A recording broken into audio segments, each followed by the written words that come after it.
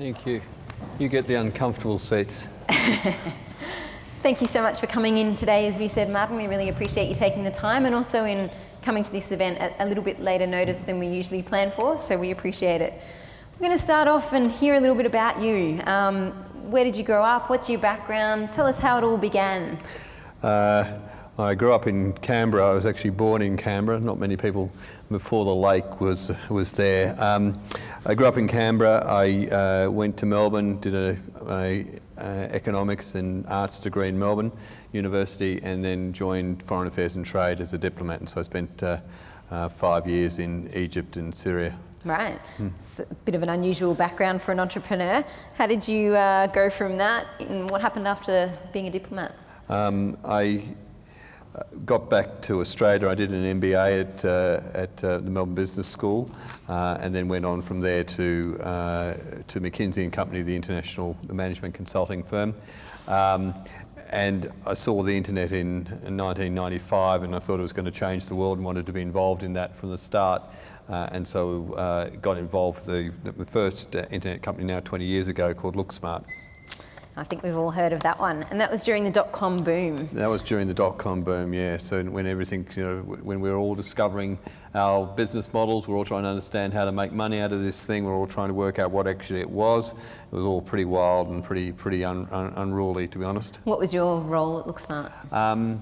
A number of roles. I really ended up doing almost everything. In the end, I ended up as LookSmart went on to a list on the NASDAQ, and at one stage was worth more than Qantas. During that stage, I was heading the engineering, the technology team and the product team, so responsible for really designing new products.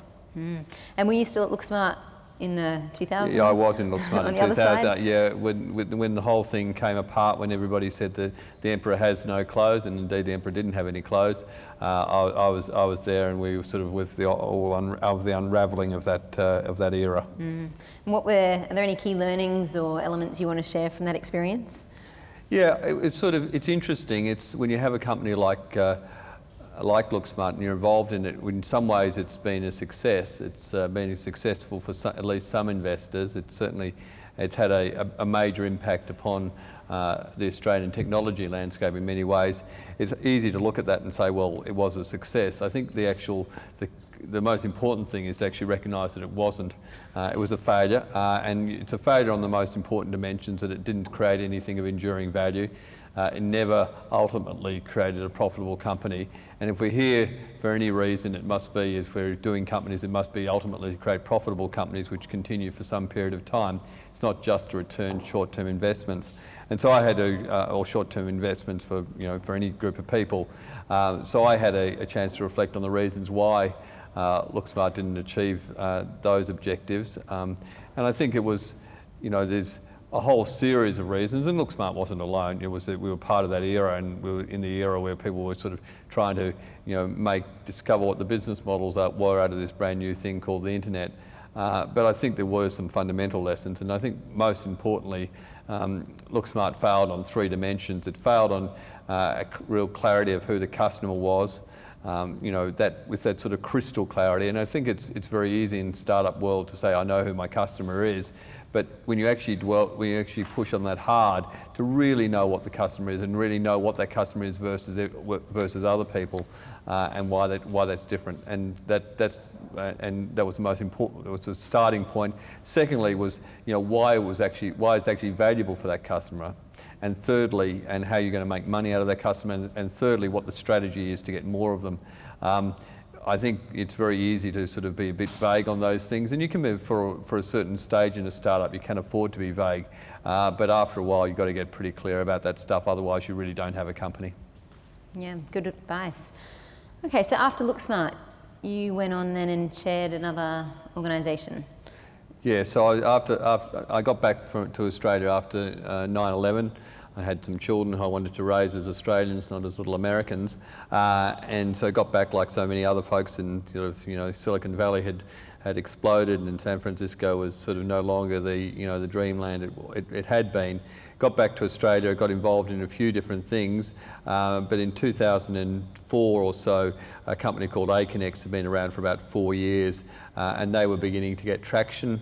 I decided to to invest in that company. I was in the second round there. I was the largest investor in that second round and became chairman in about 2004 or 5 as well. I was chairman of Aconex for 5 years as it began to scale its business internationally, and it listed here on the ASX about 18 months ago, and it's now valued over $1 billion. It's been one of the really great listings in Australia, recognised as a global leader in its space, with real traction amongst construction and engineering firms globally. What it does, it provides a collaboration solution specific for that niche industry of construction and engineering projects globally.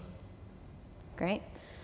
Any key elements of that role that you'd like to share with us before we go well, I think that it you know, just by contrast, when I was, it was really in contrast to Look Smart. You know, the team there was actually was quite young at the time. They'd started it in 1999, and they'd made some mistakes. I think that their technology had been pretty weak, and it was one of the key things I came in to work on as the chairman. Their technology was weak. I think their organisational structures were very underdone. But they did know what the customer was, and they worked assiduously to understand who that customer was and what their specific needs were. And if you think about a construction or an engineering project, you could think about the customer in a whole series of different ways. But they had truly identified who was going to be paying for this thing, and also that there was a group of secondary people who were the users, who weren't the direct customers but were incredibly important. And they'd identified what the specific needs of these people were, and then they'd come up with a business model which really had allowed them to deliver value. So when I looked at that, what impressed me was their retention rates and the new rates of sign up. And so, you know, they had many things wrong with the business at that stage, but there was enough clarity around what they were doing there, and that I took through to Redbubble. In addition, I think that they were organisationally, they'd done a great job in scaling the company gradually. They hadn't rushed at it, they'd done it in a gradual way, and that was also one of the lessons I had for Redbubble as well. Great. Speaking of Redbubble, tell us about it. Start at the very beginning. What is Redbubble? And then if you can tell us what it is now, and then I'll take you back to how it started. What it was. I'll assume that each of you are at least partly familiar with it, but I'll explain sort of what we do, and then that will give you the clarity. So the way in which Redbubble, it comes out of the tradition of great marketplaces in Australia. So with the Seeks and the REAs, we've had marketplaces, and in a marketplace you have a group of sellers and a group of buyers. The more sellers you have, the more buyers you have. That's the network effect, which is the sort of the thing which drives the business forward. In our case, the sellers are artists, so they upload an image, and that image can be, really anything which they think somebody would buy. When a customer comes along, then that image gets turned into a physical product through a print-on-demand technology. So no product exists until it's ordered, we're now at 53 different products types, from apparel products, including t-shirts and various things like that, iPhone cases, stationery products, homewares. When a customer orders it, it is produced for that customer directly. So right now Redbubble's on 400,000 artists and 10 million images. 94% of sales are offshore. We did a bit over $80 million in sales in the first half of the year. So it's certainly it's a significant business coming out of Australia. I can be corrected, and feel free to correct me if you want. I think we're the largest global consumer internet company to have come out of Australia. Those adjectives are important. We've had some really great, Australia's had great B2B success stories. Atlassian out of Sydney, Aconex or Mincom out of Brisbane in the past, those on the global scales. We've also had some very big successful domestic companies, Seeks and REAs and car sales, to name just a few. What we haven't got out of Australia is global consumer companies, internet companies. And right now Redbubble, it's sort of well over 10 million visits a month, and the scale of sales which I'm talking about, I think that does position us as the largest global consumer internet company to have come out of Australia. Excellent. Can you take us back to how it all began? Yeah, and I guess that does connect through to the Look Smart story. When we started it, it was really, the original version of Redbubble was a different sort of company. It was actually just going to do print on demand for personalisation purposes, where you upload an image of your dog and you get it printed on a mug and you take it into work and everybody thinks you're cool, that sort of stuff. We looked at that and we had this site which was up there and we hated it. And then we tried another version and we hated that one even more. And eventually I looked around the room and I said, well, we don't like this. Should we go ahead and launch this thing? Do we really want to be, vegans making hamburgers, launching a product which we didn't like, but we thought somebody else would like? We decided not to do that, and what we realised was that we actually wanted something very different out of this technology. We actually were interested in it from an artist's point of view, how it would allow an artist to create a product and sell it into a marketplace, which they would otherwise find difficult to do. Back in the old world, if you were an artist creating T-shirts, what you had to do was design your T-shirt, then you'd go and get 150 screen printed of them, and you'd go down to St Kilda markets or wherever it happens to be and sell them one by one. That was really your options, or you could sign up to one of the big sportswear firms or something, but you didn't have an option to actually create a business around your own designs in a sort of a scalable way, and that was what we were really interested in creating. We were the first people who had really identified that specific opportunity.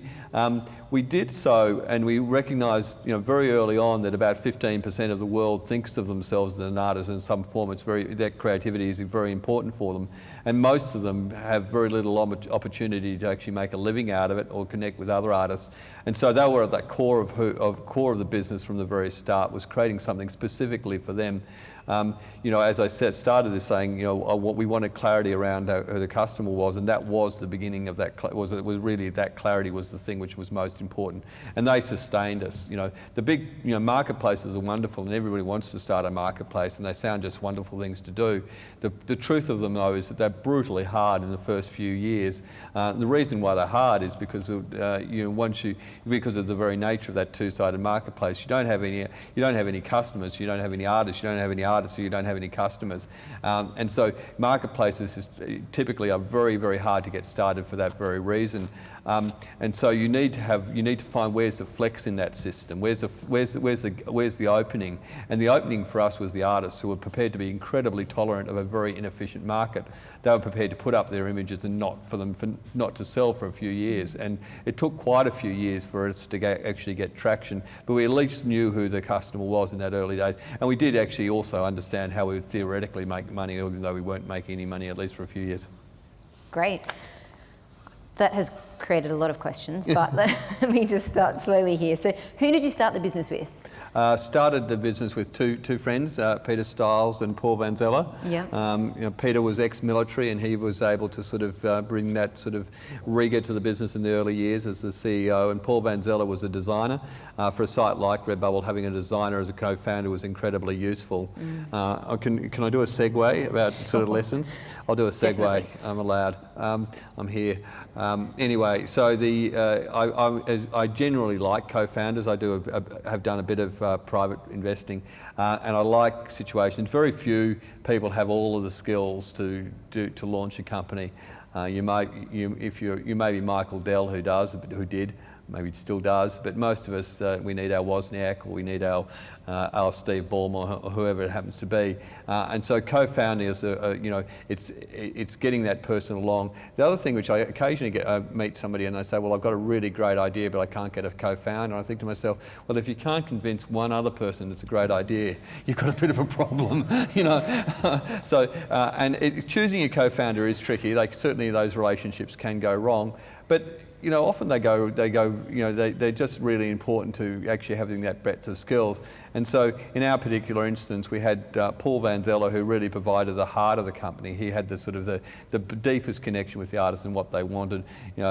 Peter Stiles really provided the operational muscle, and in some ways I provided the experience for the company. And so those three things worked very well together. Great. How has the vision changed from when you first started? I mean, you've talked a little bit about, I suppose, pre-launch. What about what you wanted then? I mean, did you know you were going to have such a a big offshore component, for example, in terms of sales? Was that the vision? Remarkably little. The actual mission of the company. So about 18 months in, we launched a thing which we sort of described the mission of the company as we stand for artists and those who love their work. We then went through just recently a year-long process to revise that. It had a few more words to it, and it's ended about Redbubble's creating the world's largest marketplace for independent artists and bringing more creativity into the world. Those two statements don't look radically different, and they're not radically different. They've evolved from one to the other. There was a bit of a phase back there, which we all may remember talking about pivoting, and we saw quite a few companies pivot until eventually they ended up in the dust. I think it's hard to pivot a lot, and we did one major pivot, as I talked about, that pivot from personalisation to creating a marketplace. But after that, our clarity around the customer was really important. The vision has, however, evolved, and probably most importantly, we've understood who the customers, the consumers who were actually coming to buy from Redbubble were.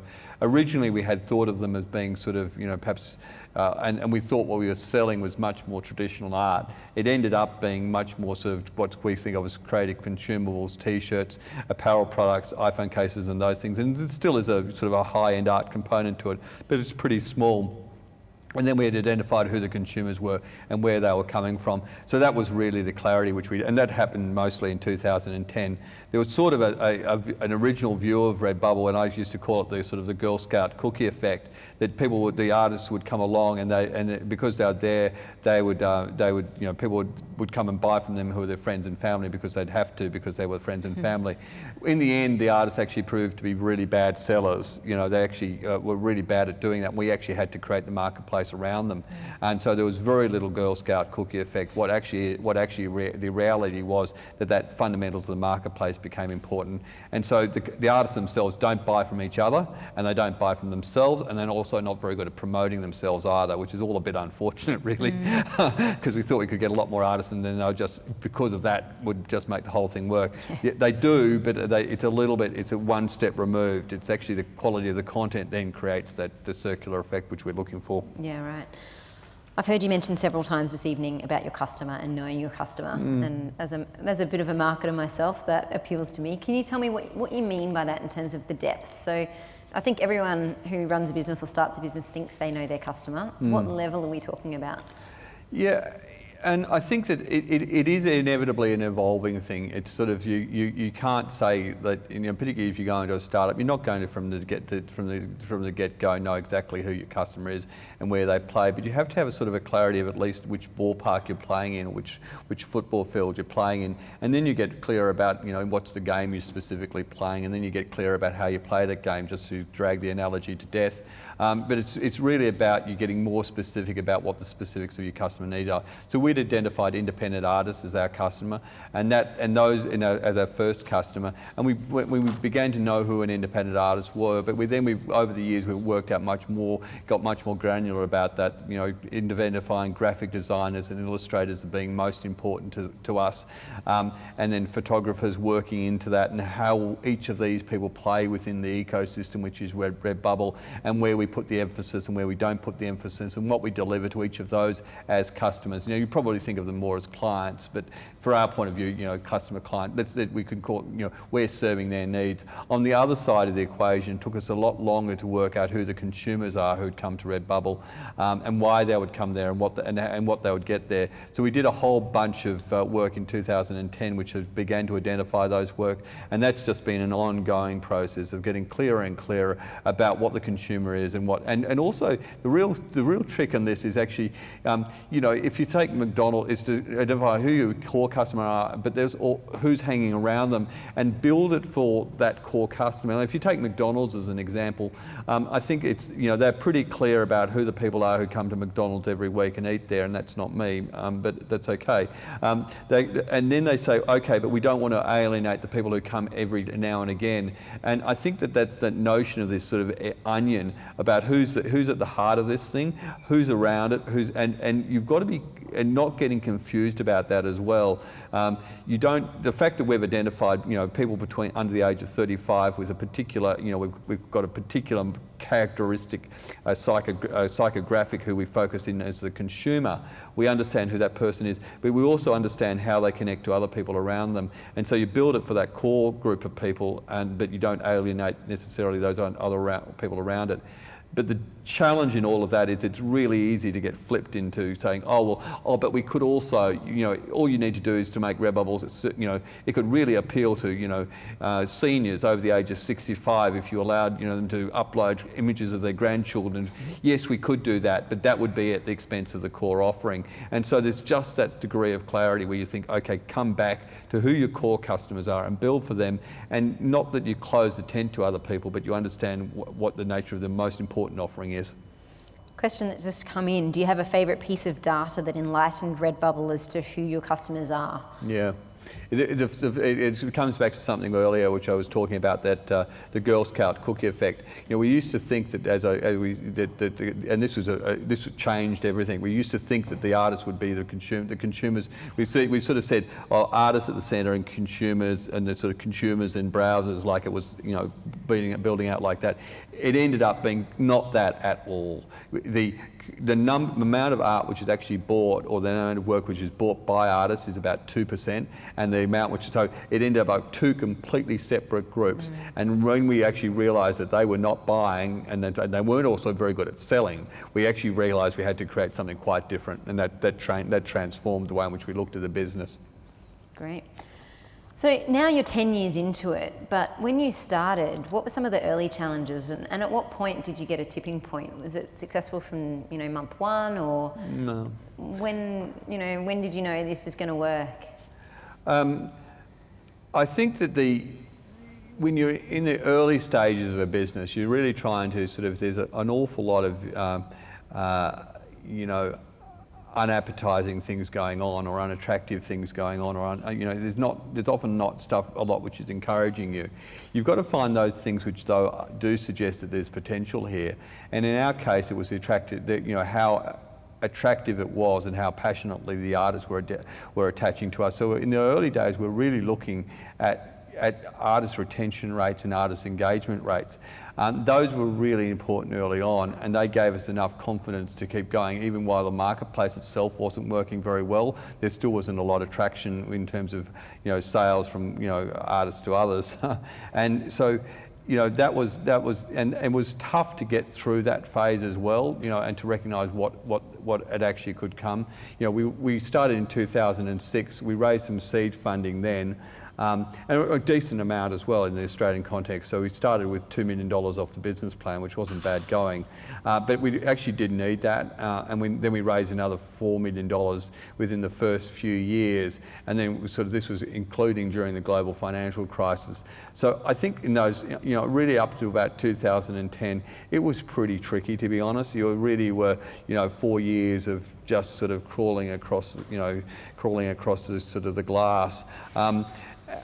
It got easier once the marketplace itself started to kick in, and this, there is this they do have this J-curve phenomenon, marketplaces, where it's going flat, you don't think very much is happening, and then it just gets a little bit of traction, and then it starts to kick in. That was happened in about 2010, and then the marketplace fundamentals were really giving us the confidence it was working, in terms of we could understand how more consumers were bringing in more artists, and more artists were bringing in more consumers, particularly through the nexus of the content itself. Yeah, great. And how do you attract, this is diverting a little bit here, but how do you attract buyers to the marketplace primarily? Yeah. And I suppose in that context, let's talk about the offshore interest and how that came about too. Yeah, so we were global from the start. So within 6 months of launch, we had a global presence, and that decision was easy because we recognised Australia wasn't going to be big enough for us. And that's been, it's a disadvantage early on. It's an advantage at this stage. Early on, it's just tough. You're trying to satisfy customers in the United Kingdom or in the United States, and it's just hard to make the whole thing work well. And just to tell you a little bit of a story, in our first Christmas with T-shirts, we launched T-shirts, and they were important to us. In our first Christmas, we couldn't sell any T-shirts because the people who were manufacturing for us in Los Angeles decided to go on holidays to Hawaii. In our second Christmas, we changed where we were selling them from. We're now making them in Germany. And our second Christmas, though, we didn't want to sell any T-shirts because every T-shirt we sold, we lost money on it because the euro had suddenly gone through the roof, and it was just sort of a loss-making proposition. And you only need to know one thing about accounting, and that is you really can't make up for in volume what you lose on margin. Just doesn't work. But at the third Christmas, we could manufacture T-shirts, and we actually did want to manufacture T-shirts. And then the global financial crisis hit, and the United States closed its borders to things going into the United States, and we had a truck which went off the road. It was also a bad winter, and we lost stuff. So the third Christmas was just nothing got delivered. It was a bit of a disaster. So only by about the fourth Christmas did we actually manage to satisfy most customers with their Christmas expectations. People get very glum and grumpy with you. I will tell you if they don't get their image or their product under the Christmas tree. Difficult time to disappoint. It is a Definitely. difficult time. What was the question? That explained a part of it. Actually, we might come back to it a little bit. That was around marketing and how you attract marketing. customers. No, I didn't talk about that at all. But while we're on the offshore and the manufacturing side of it, where are you manufacturing now, and how do you make those decisions? So it's all outsourced. So we have third-party manufacturers. It's sort of like the relationship though between a car part manufacturer and car part suppliers. It's very close. So they work. Some of them are almost exclusive to us, and then it's not like there's a whole bunch of people wanting to do this print on demand who are waiting for us. We've had to work with them very closely, and that's tricky as well because we're a three-sided marketplace in that context, and they weren't prepared to work with us until we guaranteed them volume, and unless they guaranteed them volume, we couldn't work with them. So that made it all very tricky. I will tell you how the marketing works though. So the marketing it's so 70% of all customers come from free sources. Search engine optimization is important to it. About 40% come from free sources from Google primarily. A whole bunch of people go directly to redbubble.com, and then we have about 30% from paid, but it's all profitable on first purchase because we're buying very, very long tail keywords. So because we've got 10 million images, we're not buying, we're buying Ninja Unicorn or something really obscure like that. Okay. So that's what we do. So is search the primary Search is a primary. Facebook's getting more important for us. Yes, so Facebook's getting more important. So again, for those of you marketing, the sort of Google is really intent-driven, and Facebook's really discovery-driven marketing. And I think that the potential of Facebook still to be discovered really is going to be a very powerful ad platform. And what about things like Instagram? Obviously, yeah, they're the same. So they essentially work the same. So the way in which Facebook has integrated them as ad platforms is that they're really discovery-based, where you can you serendipitously run across something you didn't know you'd be interested in. Whereas that's very different from Google, which is intent-based. You're searching for something, therefore we'll deliver it to you. Yeah, definitely. Okay. Now you have nearly 160 staff, so 90 in Melbourne. Yep. 70 in San Fran, and some in Europe. Mm-hmm. How did that come about? When did you start your international offices, and how have they grown? We had one run at it early on. In about 2008, we had our first attempt to open in the United States. Well, we sort of moved some people there, and then the global financial crisis happened, and it just became impossible. We went back to the States in about 2010. And that was really to being close to those manufacturing fulfillment partners was the real driver, as well as just getting some other things in place in the United States around marketing. And that was really about being close to Facebook and Google. So that would drive the US office, and those were the main functions which happened out of the US office. And then Europe has come along more recently. So we've just launched a German website, French and Spanish as soon. And so it's a presence there for marketing related purposes and to be close to fulfillers there as well. Okay, great. We've talked a little bit about the logistics. I'm just looking at my questions here. We've jumped around a little bit. So we've talked about the logistics of how the business model comes together. What about the print on demand? I mean, obviously that was something that was fairly new back when you started. How have you made that work at you said profitable first buy? Yeah, it's almost a miracle, really. And if people, you're probably not, this audience is probably not as familiar with it, but so the way in which just sort of give a little bit of context, and this is, again, to sort of ramble a bit, where Redbubble fits in the sort of the world of art is. You can think of art as originally starting with a view about something which was created locally in your community, and that was the tradition of Aboriginal art, for example. But that was actually what art was and what music was. It then got elevated, and you had the development of high art, and that's now what people typically think of as art, like Michelangelo and Turner and all of that sort of stuff. That's the art I love as well. We all love that stuff.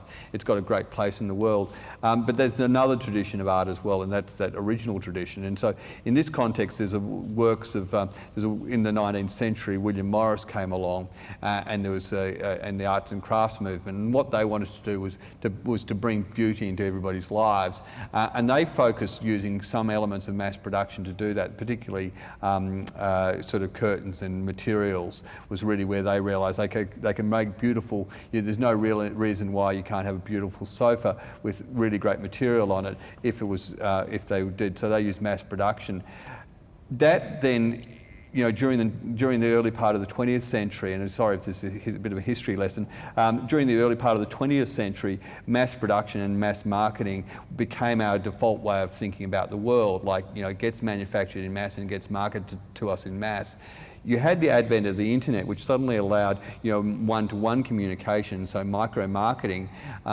At the same time, you had the development of this print-on-demand technology, which allows for the, a single item produced for a single customer. And what that's actually going back to is that original intent of, say, a William Morris, where some people can have something which is directly personally relevant to them, and which is creative, and which is original, and which speaks to them. And this is a sort of almost circumvents that whole world of mass production and mass marketing, and that's technology, and combine it with the power of the internet to give the one-to-one marketing, is suddenly people can have things which other people don't have, which is which is reflective of their interests and concerns. So that's the sort of the big historical ways which Redbubble has participated in, and the technology is just absolutely phenomenal. A single iPhone case being produced for a single customer at the point when they're ordering it, a single T-shirt in a profitable way. It's not as cheap as if getting 1,000 manufactured in China is, but it's still what people want, and it's a little, and people, it's also part of a general trend. Like, McDonald's, the Un-McDonald's campaign, where McDonald's is convincing us it's not a big multi-conglomerate, it's actually just the same as our local cafe. That's an example of the corporations adapting to, creating things which are personally relevant to people. Yeah, definitely. Can artists have their own site and then kind of through that sell off Redbubble? Yeah, well, they can. So they have their own presence on Redbubble. We did, sort of talking about failures, we did create what were sort of white label versions, which are completely outside of the marketplace. So this was where you'd have, it was like a Shopify, where you'd have your own, the artist would have their own thing and it would not be connected nor sold through Redbubble at all. They were complete failure. The artists were not good at driving traffic through to them at all. Yeah, so right. Their presence, it's much better being in the marketplace than it is being outside of the marketplace. Yeah, right. How do you what's your approach to curating what's submitted? Do you let everything up? A lesson, another lesson is the internet loves openness. And it doesn't like walls. So the marketplace is very open. We don't curate, but we do allow for for quality stuff to come to the top, and we do have guidelines by which works gets taken out as well. But we don't actively curate into the marketplace. Okay. What's your thoughts on 3D printing and whether you might be able to embrace elements of that? Yeah, 3D printing, 3D printing is not really 3D printing yet. It's actually really 2D printing in layers still. And it takes a long time to print something. So if you were going to print an iPhone case, it's going to take you 45 minutes or something like that. So it's not yet a viable technology. But I think it will be. I think there's some new stuff which I've seen which is suggesting it's going to get there.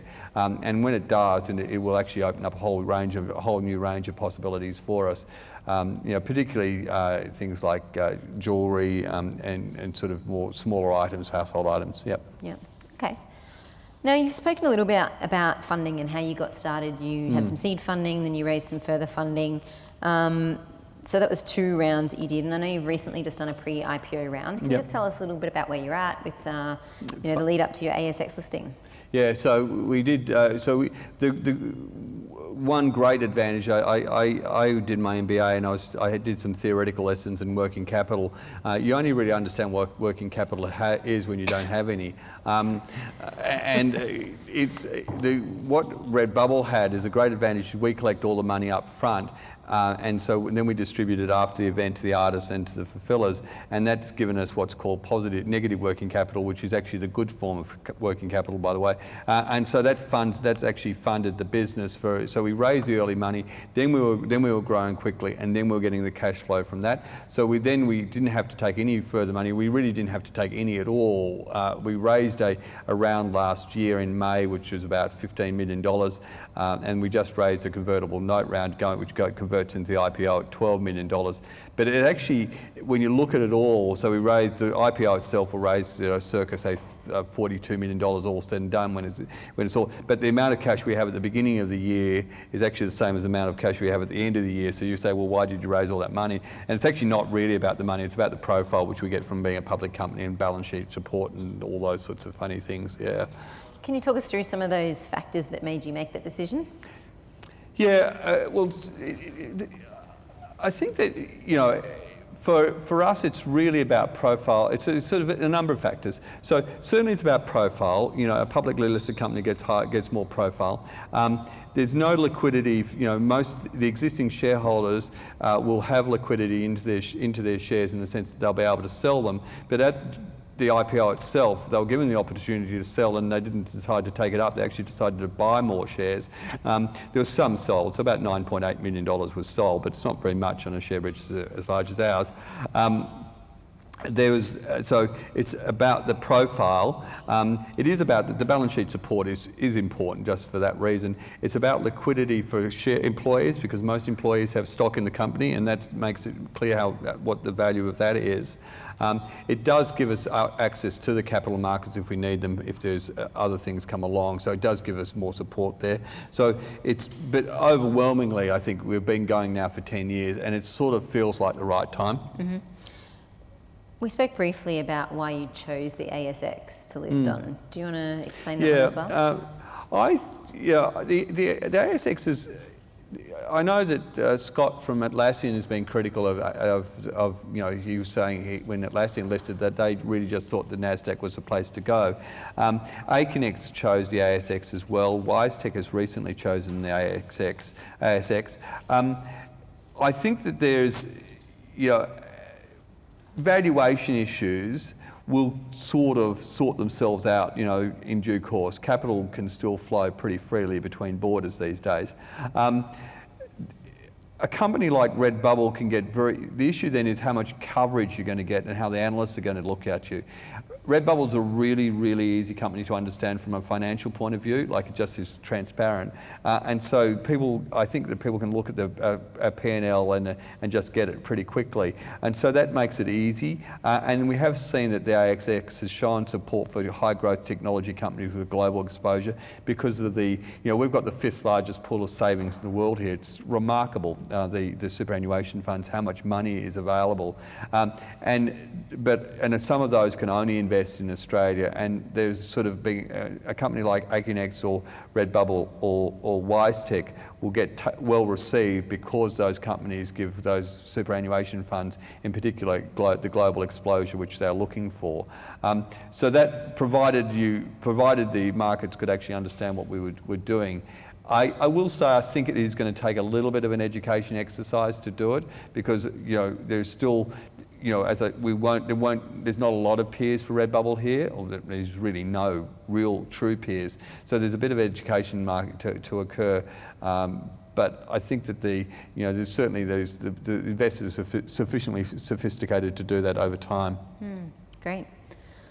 Any other comments around the funding side of things before we move on to other questions? Yeah, I do think that it's sort of, there have been complaints about finance constraining Australian startups, and I think it's probably true to a point. I think it is true that it forces a discipline on startups in Australia, which may not be as true in Silicon Valley. So I think a company like an extreme example like a YouTube would be hard in Australia because it's consuming an enormous amount of money doing what they're doing on the promise of future revenue.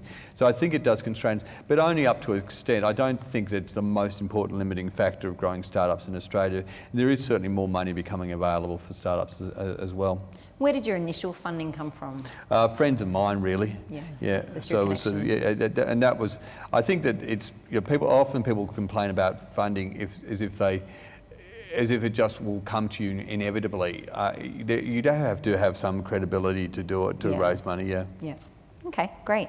Look, I'm getting a lot of questions about the marketplace, so we're going to go back and talk a bit more about the buyer-seller side of things. So I guess to start us off, when you launched with the marketplace, obviously you acknowledged that was difficult, but that artists were fairly tolerant, I guess, which is something you had in your favour. Did you roll out that initially globally? So your products were always available to be purchased from anywhere? Yes, we did, and that was helpful. I think interestingly enough, our investors last year were led by a group out of the UK called Piton Capital, and they only invest in marketplaces and only invest in global marketplaces, a very specific sort of investment thesis which they have. But I'm talking with Greg Lockwood, who's on the board, and he was saying that the most important thing about marketplaces to know is that they're all different. And it's sort of like, it's a bit, what it does mean, if you are thinking of launching a marketplace, or you've got an idea for a marketplace, work out where it is in the marketplace that there's flex in the system. And in our case, it was the tolerance of the artists for just having their stuff up, even though it wasn't selling. I know other people, so example, What If, which has come out of Brisbane, which is a marketplace, they had to, they had to really actively get in hotel rooms in order for the consumers to get them, and so they did a lot of work early on, just making sure that they could get that volume of hotel rooms in there, and were really careful to try and segment where the marketplace opened up. So I think almost city by city in the early days. I can't be 100% sure, but they just were able to constrain it bit by bit as it opened up. Similarly, and all of these are different. In one way, Facebook is a marketplace, it's sort of a social marketplace, and originally it was constrained. Okay, we can't get everybody connected onto Facebook first up, so let's just start it around with the colleges and college by college until they built it up. And so how you build up your marketplace is going to vary upon it. Some marketplaces you can import a whole bunch of content early on and just make that available, and then let the content side of it grow up over time. So you focus more on the consumers than on the content side. But it just varies, and for us, because we had this flex because of the artists were really tolerant, that gave us that ability. Yeah, definitely. Are there any items you would have done differently when it came to the marketplace? Oh, yeah, there's always, if you haven't got any regrets, you haven't lived long enough. There's always things that you're going to do differently. I think you've got to make mistakes in this whole process, and that's the whole game of it. But you do it differently, you learn from it. I mentioned that we launched these what we call bubble sites, which was a white label version of the website for artists. The few artists actually really liked it, but it was actually genuinely a mistake. So yes, you learn from these things, but that's just the nature of what you're doing. You're going to be making a lot of mistakes, and just accept that and roll on. Great. Sorry, I'm just seeing here one of the questions: how did you manage the disastrous Christmas years and recoup the trust of your?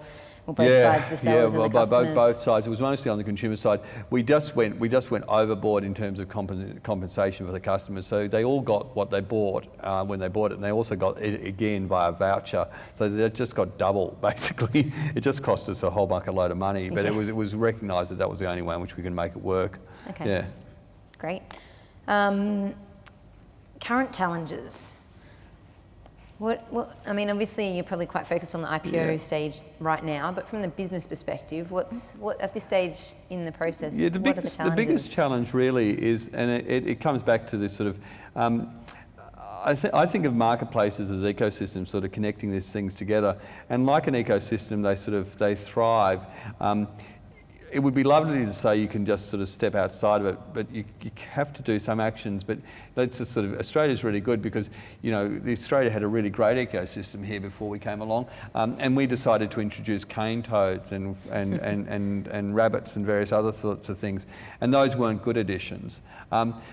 So we'd love to say, oh, well, just don't do anything. But unfortunately, there are people there are bad actors in your marketplace as well. And that could be artists who are bad actors for whatever reason, or consumers who are trying to rip you off. And so you do actually have to actively intervene. You have to do things. But trying to intervene in a way which you don't destroy the ecosystem is actually really... And you see it all the time when, recently Reddit got into some bad issues to do with the interventions which they took in their marketplace, or we saw it with, even Facebook, the problems which Mark Zuckerberg had with the privacy issues. So you do actually have to intervene, but making sure you intervene in a way which is positive rather than negative is actually quite tricky. And you don't know when you introduce cane toads or frogs or rabbits into the system whether they're going to be good or bad. But then after a while you discover what they actually are, and so that's the challenge which you have. And it's sort of, but from my point of view, from a leader's point of view, or somebody is actually inculcating, or it's actually people taking an ecosystem view about what this sort of thing is. So, for example, you could think of things which are really good for the artists, but to consumers would hate, or vice versa. And so you've got to think about the thing from a whole ecosystem point of view, not just from one part of it. Yeah, great. From the global perspective, I think there's a bit of a view amongst some entrepreneurs that you can't launch a global business from Brisbane, or that you need to go to San Fran. Well, we've had that, I think, one of our earlier speakers. There's not a single internet connection out of Brisbane. Oh dear, oh dear. No, I think they felt the support needed to have, an office overseas in order to make that global connection. Yeah, I think the biggest thing to think about from this perspective, and I think it's is that what the internet has done is it's sort of it has levelled the playing field in many ways. I don't think it's given Australia a great advantage. I just don't buy into any of this bullshit that somehow we're more creative than other people, or if anybody mentions the stump jump plough again, or Wi-Fi as being the best things that come out of Australia, heavens above.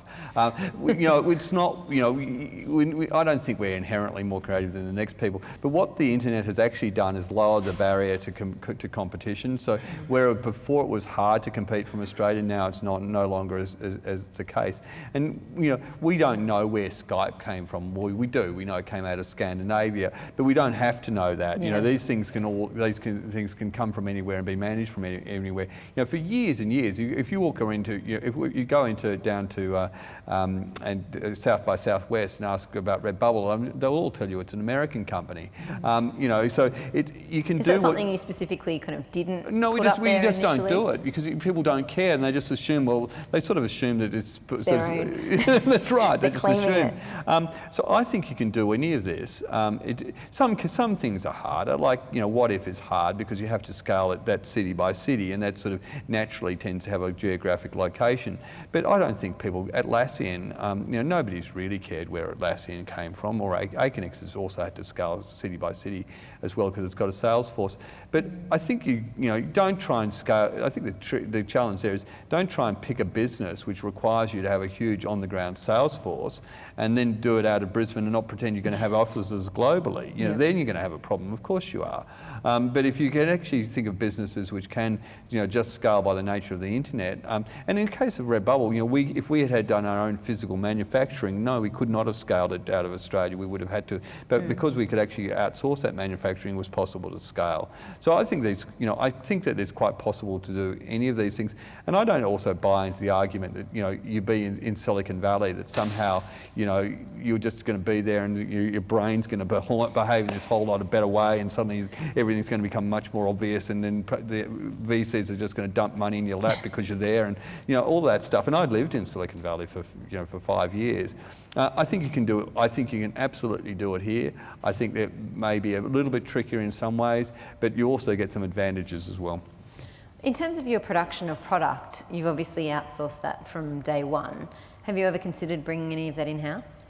Not really, and for these reasons, it would have required a lot more money and a lot more sort of decisions, different sorts of decisions. Yeah, it gives you that flexibility, I suppose, the way it is. Someone's asked about, you mentioned scaling slowly. Can you elaborate on that a little bit? Yeah, I can. And this is, again, probably contrary to sort of a lot of Silicon Valley wisdom. I was reading an article talking about Blitz Scaling, Blitz Scaling, which is talking about there are certain sort of companies which have to Blitz scale. And this, for those who may not be familiar with the term, is when you've got a land grab situation where you've just got to very, very rapidly grow the company from hundreds to thousands to tens of thousands of employees and revenues, and quite quickly. Uber being the case in point. There have been many other examples. LinkedIn was an example of such a company. Airbnb reached a certain point where it had to blitz scale, and it's partly to do with the emergence of competition. But not all companies need to blitz scale, and I think one of the reasons why people think that they can't do these sorts of things out of Australia is I think it is harder to blitz scale a business out of Australia. It would require, it typically happens when you can get access to vast amounts of capital very quickly to do it, and also to a whole bunch of expertise around doing that stuff as well. It's incredibly costly and inefficient, I will say. You walk in any of ththese companies and they're chaos. They really are chaos. But it is, in certain instances where you've got a marketplace. So in the case of Uber, it has had to do it because it could be replicated city by city and has been because it's just purely a local marketplace. So they had to do it similarly with Airbnb. It's not necessary for all sorts of companies. If your company, which you are launching, is going to require you to raise hundreds of millions of dollars very, very quickly, then no, you're not going to do that out of Australia. I don't think there's not yet that access to those resources that will take you to San Francisco, and you'll become a unicorn, and then you'll become a dragon, and then you'll disappear into the fantasy land. But there's not very many of those is the reality. Most of us, most of the time, are going to be much more into the business of slow scaling and finding an opportunity or a niche which will gradually expand around us, where we get dominance or we get to scale because the opportunity is we're filling the space as it comes. So there's a great company in Melbourne called Envato, which is it's a leader in selling WordPress themes. It sounds like a small business. It's not. It's huge actually, and they're big, actually bigger than Redbubble. But they've sort of filled that space as it's got going. Similarly with Atlassian, they haven't had to blitz scale that business, although they've grown very quickly. When we've grown relatively quickly, I suppose. But it's not required those resources And there's a real advantage to slow scaling because there's things which only time can give you. Only time gives you the sort of connections between people. Only time gives you the sort of a steady understanding of what the business is all about. Only time gives you an operating rhythm. Only time gives you alignment of the board. Only time gives you a genuine understanding of who your customers are and what they want. Those things can't be short-circuited, and you only do it if you absolutely have to. In some instances, that is necessary. It's good advice.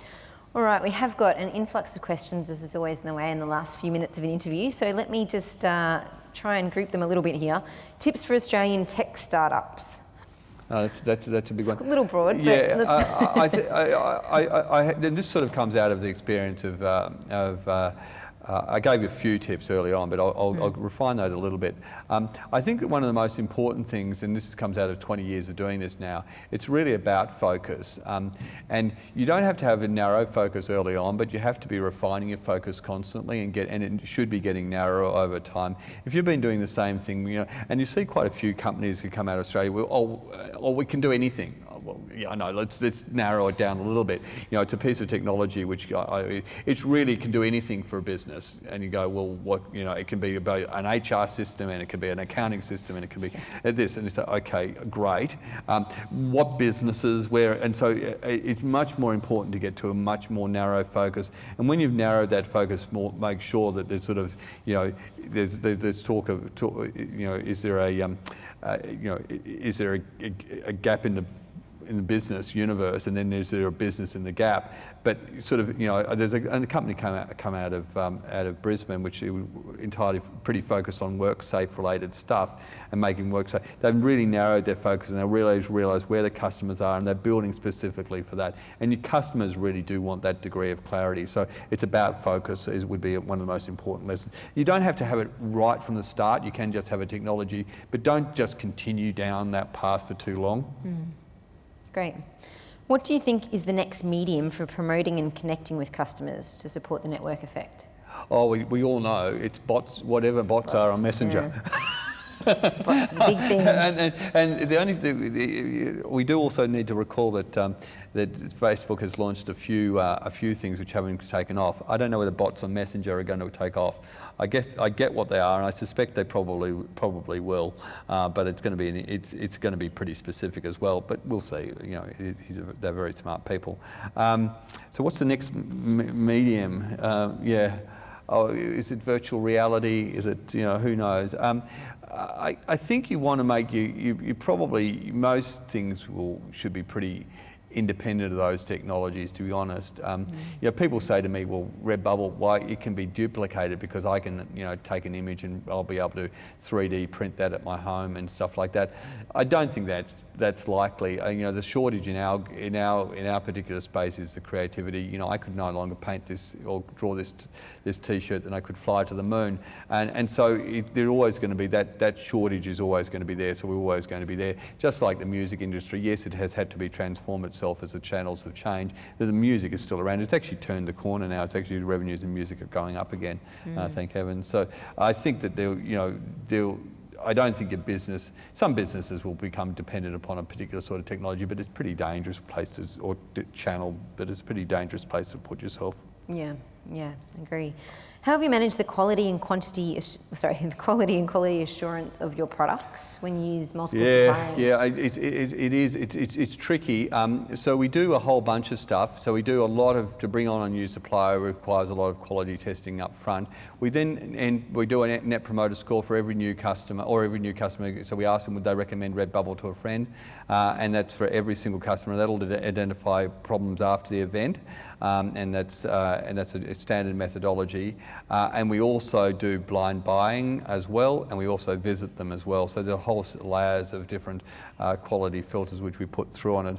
That said, it's constantly working at it. Yeah. Okay. This is a quite specific question, so it's a little bit left field. How have you seen Lee Jasper from Acronex go from year 4 to 10? In hindsight, what was the best advice you offered him? Yeah, there we go. I will say that so Lee and Lee Jasper and Rob Philpott, the founders of Aconex, they knew their business very well. I think the only thing which I was helpful with a bit was helpful when they were scaling the technology, because neither of them had specifically come out of an internet technology background, and I was helpful. I think I was helpful during that phase of it. I was helpful a bit, I think, with sort of managing some governance structure issues, but in terms of the fundamentals of the business, they do it, And the truth of the matter is that, boards can only be a bit useful. Really, it's ultimately going to come down to the founders and the CEOs and the people they bring around them. Yeah. Okay. Personally, how do you keep your intensity up during a down or flat day? So there's I was reading, anyway, I do a lot of the things which people say you're supposed to do, and they actually do work. Exercising is important. I meditate every day. I read stuff, and sometimes you just take some time out. If you're in the sort of CEO founder seat, there is a lot of stuff coming at you, and there is just a moment where you just sort of have to take some time out and find some quiet space. And recognise that we're all human as well. I certainly don't pretend to be up on a high every day and sort of running around like what are they called, those monkeys? So I think it's also just being a bit soft and gentle with yourself occasionally as well. Realistic. And, being realistic as well. Yeah. It's not. You don't have to be on your A game every single moment of the day. It is helpful to recognise the context in which you're operating, though, and if you do that, you'll engage with people. So, and that's just being, they talk about just being present. I think that's important. Definitely. What's next for Redbubble? Well, yeah, let's say post the IPO, perhaps. Post the IPO, yeah. It's continuing on the fundamentals. So we're really fortunate in that with the opportunity, the consumers are not going to suddenly discover that they really did want to wear, branded logo T-shirts and dress and just any more than they're going to discover they wanted to drink the beer their father drank. People want things which are differentiated and personal to them. So that consumer wave continues to be there. So for me, I think about it a lot about continuing to ride the wave, and this is really about not putting your foot in the water. And just continuing to do what we do. But it does mean launching more products, it does mean launching more geographies, it does but not fundamentally changing the heart of what Redbubble has been now for 10 years, and I think is a really good traction. I think it's very easy if you've got, it's very easy from the outside to think about, why doesn't, let's take an example, why doesn't Patagonia launch a range of fashion wear? Well, that's not Patagonia, so why should they, So, yes, they can, I'm sure they can manufacture it. That's not going to be the tricky bit, but it's not what they're good at. So, and I think it's the same for us. It's doing what we can, continuing to do what we're good at. You have quite a few product lines now. Have there been any kind of surprises that what's sold which you didn't expect? There have been. We do duvet covers, Duna covers, and I couldn't believe that people would want. There's quite a lot of people who buy a print-on-demand Duna cover, with something on it, the solar system or something. Great gift idea. That's right, exactly. Excellent. Well, thank you very much for joining us tonight. I'd like everyone to please join me in giving Martin a round of applause. We really appreciate your input. Thank you.